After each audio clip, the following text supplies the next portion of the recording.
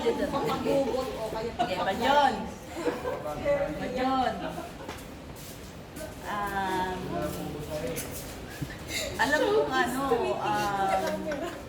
pwedeng hindi mo to naririnig, pero alam mo sa puso namin, kaming magkakapatid, hanggang sa mga anak mo, malungkot kasi up to now, napakasakit dahil bigla kang nawala.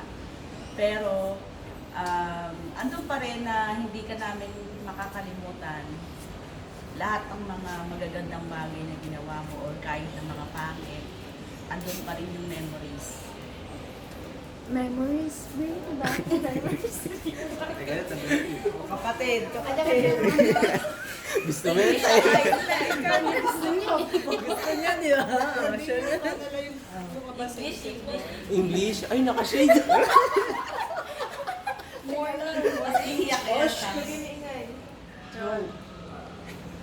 parang ano lang to, pasyal, pero pinoforesee na rin namin yung 40 days mo on January 27.